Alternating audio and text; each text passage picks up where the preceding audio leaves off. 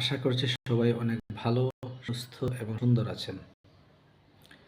আমি আজকে আমার খুবই প্রিয় একটি উপন্যাস, যার নাম অ্যানিম্যাল ফার্ম, এ বিষয়ে কথা বলব।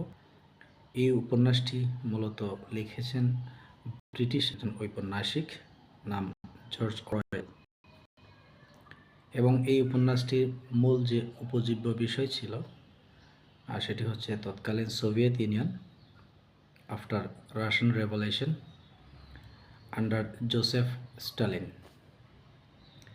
তো স্টালিনের যে রেজিমটা ছিল সেটাকে আসলে ক্রিটিসাইজ করেই কিন্তু জর্জ অরওয়েল এই উপন্যাসটি লিখেছেন।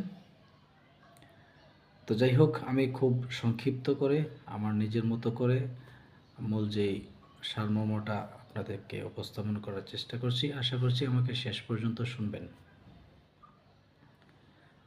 গল্পের শুরুটা এরকম: মিস্টার জোন্স, যিনি একটি ফার্মের মালিক, এবং এই ফার্মের নাম হচ্ছে ম্যানর ফার্ম, ইনি ওনার ফার্মে বিশাল জায়গা জুড়ে বিভিন্ন ধরনের অ্যানিমেল রয়েছে।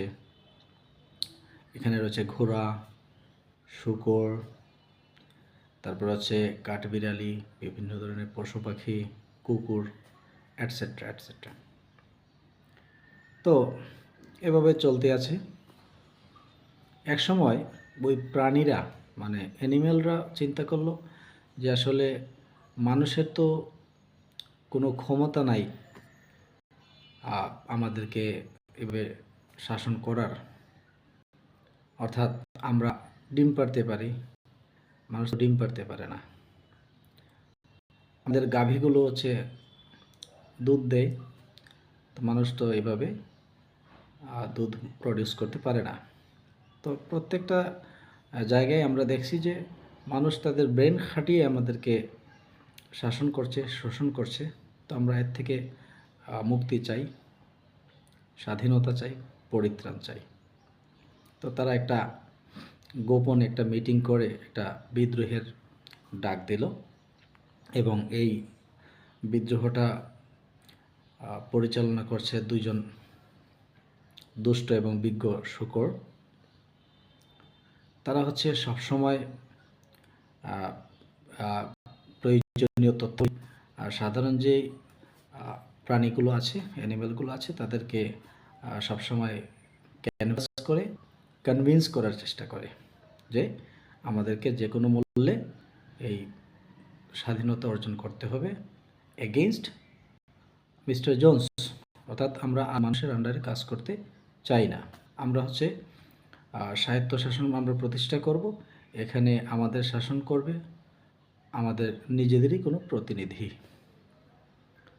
তো মিস্টার জোন্স তাদের এই যে দুরভিসন্ধি যখন টের পেল, তখন সে সর্বোচ্চ চেষ্টা করলো তাদেরকে বোঝানোর, কিন্তু তারা কোনোভাবেই বুঝতে নারাজ।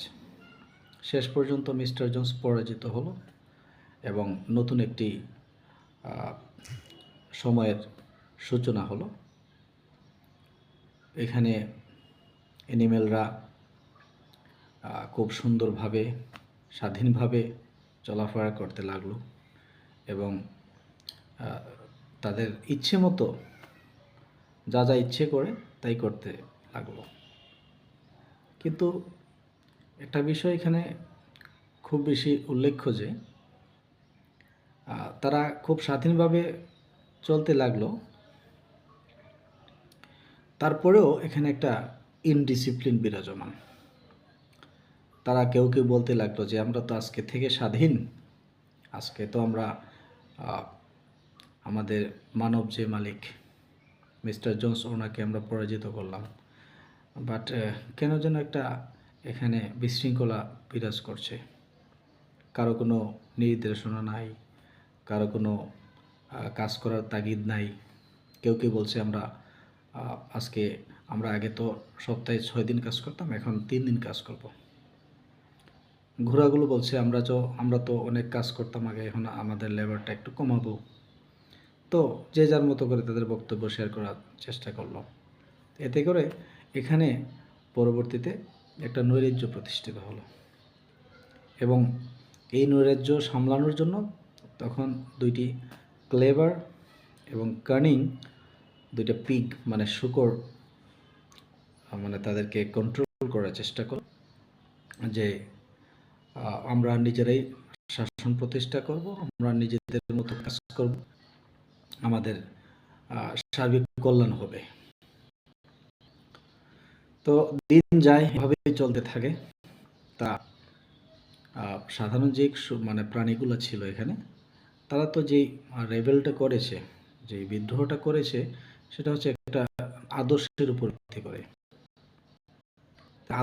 তাদের আদর্শটা ছিল যে আমরা যে মানুষ যে প্রধানমন্ত্রী ছিল তার অধীনে আমরা কাজ করতে চাইনি, কারণ আমরা এখানে কিছু ইকুয়ালিটি, সাম্যতা চাইছি। তো শেষ পর্যন্ত তারা যেটা উপলব্ধি করলো যে প্রথমে আমরা মানুষের আন্ডারে ছিলাম, আমরা বিদ্রোহ করলাম, পরে আমরা আমাদের যে প্রতিনিধি দুইটা শূকর আমাদেরকে প্রতিনিধিত্ব করতে শুরু করলো এবং এইবারে যে শাসনামল সেটা হচ্ছে আগের শাসনামল থেকে আরও